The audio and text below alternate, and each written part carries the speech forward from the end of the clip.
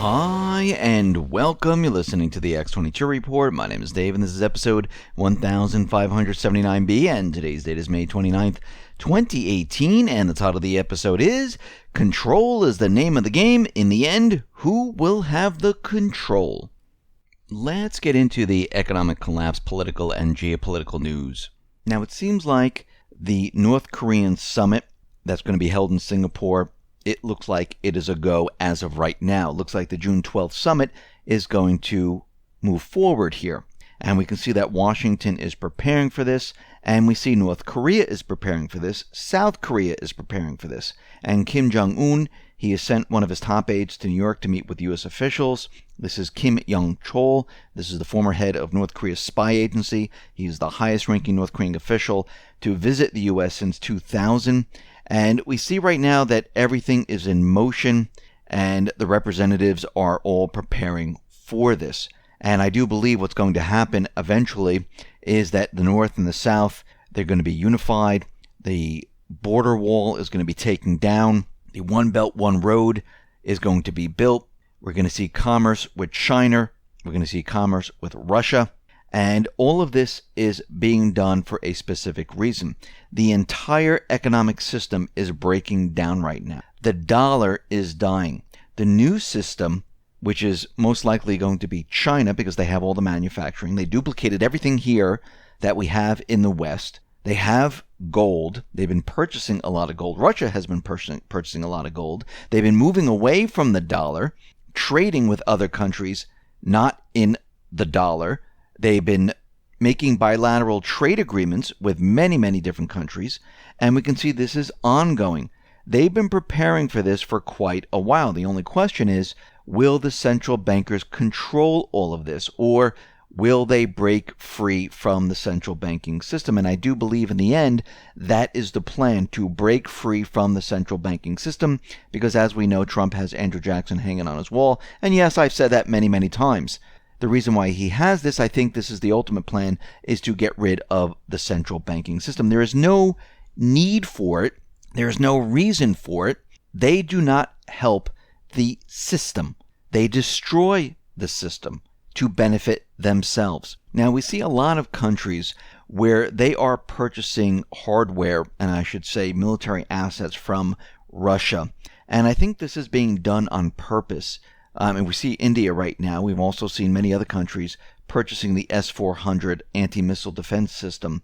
And I believe once these countries start to break away and not use the dollar, they want to protect themselves from the deep state. Now remember, the deep state still has power. The deep state still has the ability to have events. The deep state still controls the corporate media. And they want full control. They don't want to give up control, and they're not going to give up control that easily. They're going to fight to the very, very end. But we see there are many countries out there, India, Turkey, Egypt, and many others, that have been purchasing weapons from Russia. Plus, they've seen how Russia's weapons fared with Syria, and many of the countries are looking at this saying, hey, they're pretty good. Let me get some of this. And we see already that Turkey, they might purchase the Russian Sukhoi S-57 fifth-generation fighter. They're supposed to have a deal with the U.S. to purchase the F-35 fighter, but once again, Turkey is pivoting away from the U.S. They're looking, and they purchased the Su-300. It looks like they're looking to purchase the Russian fighter, and we see a lot of countries, they will be pivoting away from the U.S., from the dying dollar. This is the end game that we've seen in the past, where countries move away. They do a balancing act between the dollar and whatever currency they're going to use or whatever country they're going to work with and the U.S., and they slowly move away from the U.S. because they're protecting themselves. And this is what we're seeing right now.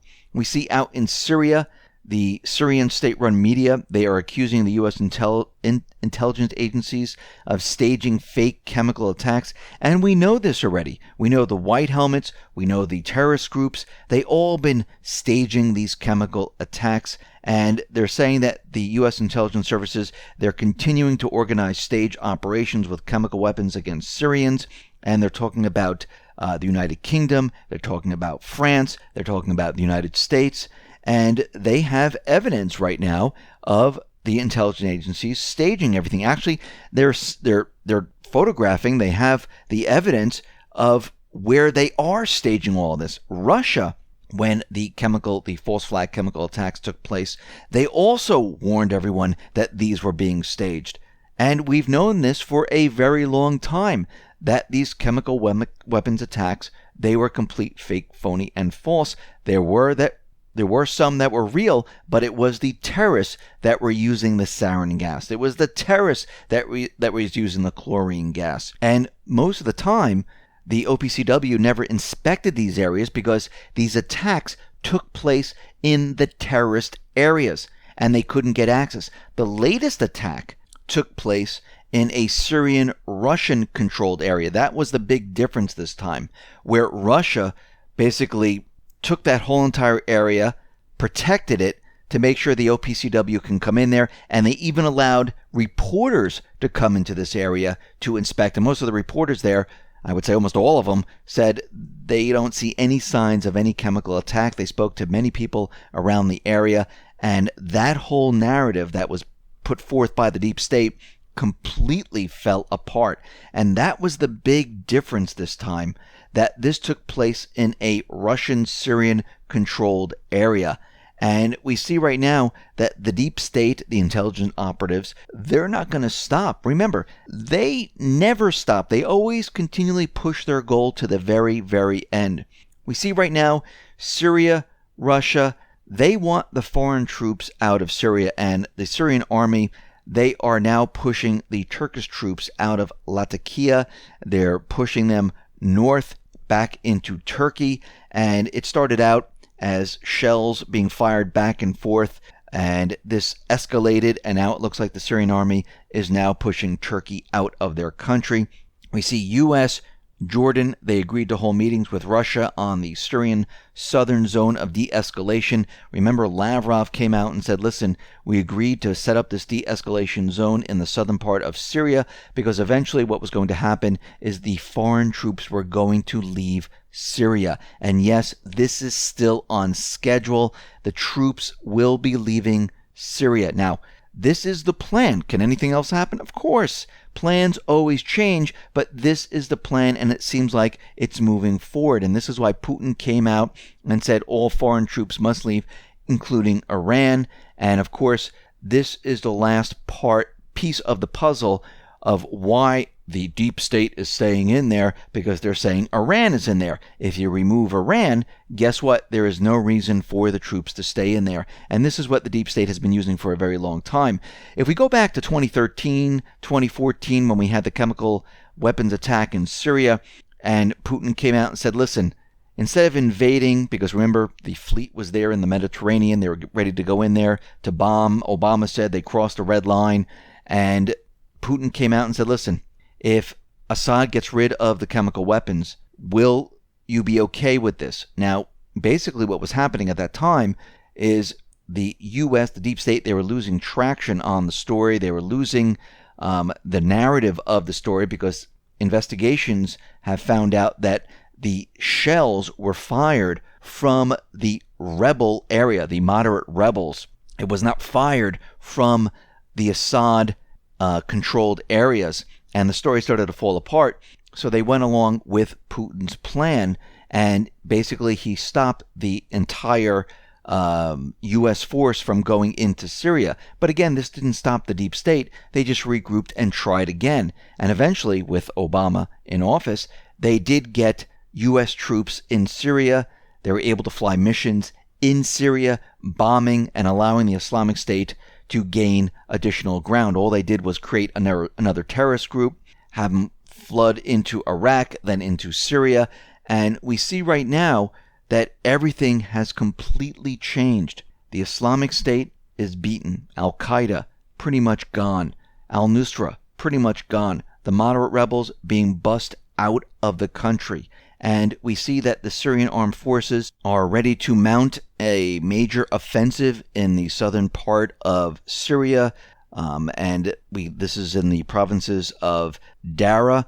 And we can see Israel is on the opposite side, where they're ready to counter these offensives. And what is happening right now is that the Syrian government doesn't care about anything except taking back their country.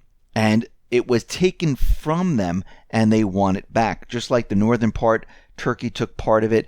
The southern part, Israel took part of it. And now they're going to fight to take it back. And we can see that they will take back their land. And we see Russia is assisting. We see the drive to push all foreign troops back as far as possible and to place Syrian troops at the border. We see already with Iraq and Syria, they are protecting the borders. This is going to happen around Syria, and they're going to protect the borders. What was planned before by the deep state is completely falling apart, where they were going to separate Syria, where they were going to have a Kurd region, they were going to have the Shia region, they were going to have a Sunni region. That is not happening. We see already there's a political process happening right now. We already see the first stage of getting Iran out of the country, then having the coalition forces removed from this area. That is the plan. Now, does this mean that the coalition forces and the other deep state factions are going to go along with this? No, they're going to fight it. Of course they are. But the plan is to push all of these out of the country and then have the troops come home. This is the end game that they're trying to hit. And it looks like it's on schedule. But again, the deep state could do anything to stop this. We've seen it before. Remember, the deep state, they want control over everything. They've controlled the corporate media.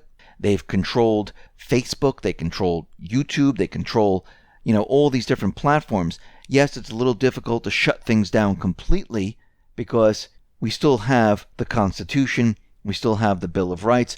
But if you notice, on YouTube and on Google and on Facebook, they keep changing the rules. They keep changing the terms of service because they're trying to figure out a way how to shut down everyone that's speaking out.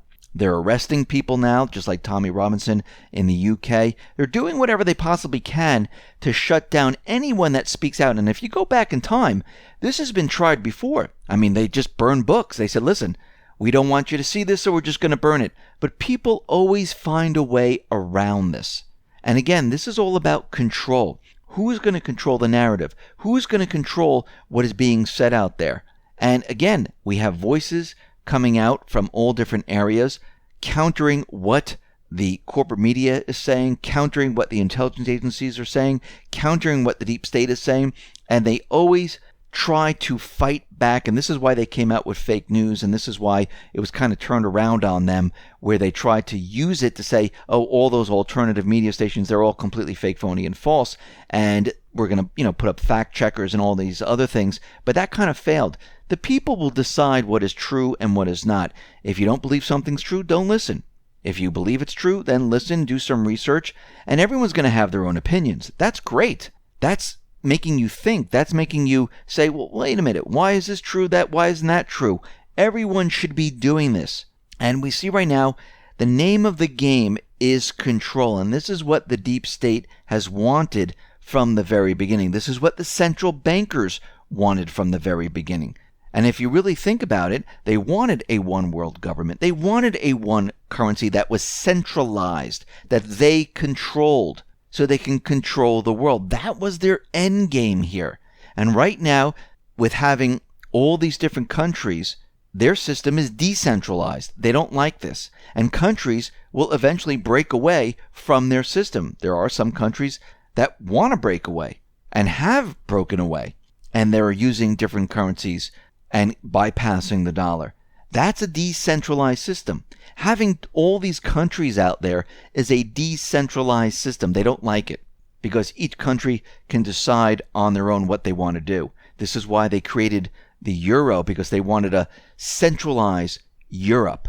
And Europe right now doesn't want to be centralized. They want to be decentralized. And this is why we had the Brexit in the UK. And of course, Soros and the rest, they're trying to have a revote of this Brexit because they don't want the UK voting themselves away.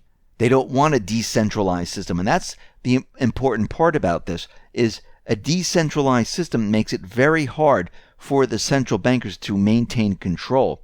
Because to maintain control over all of it, you need to centralize everything. And that's the main objective here, is to decentralize everything. Decentralize countries. There should be each country should be on their own. There shouldn't be a centralized currency that they use. They should be their own currency, because this will make it harder for the central bank establishment. This will make it harder for them to operate. Once they start to centralize things, that makes it easier for them. And that's what they've done in the past. Now it's time to go the opposite way.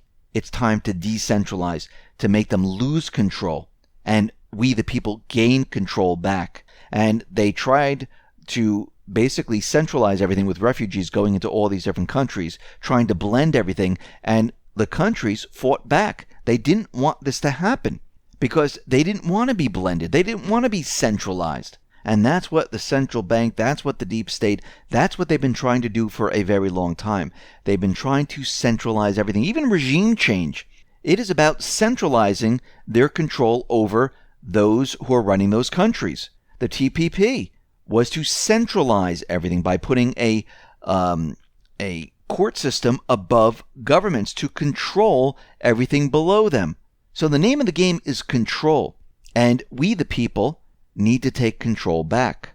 We need to take control away from the central bank, away from the intelligence agencies, away from the corporate media, and decentralize everything.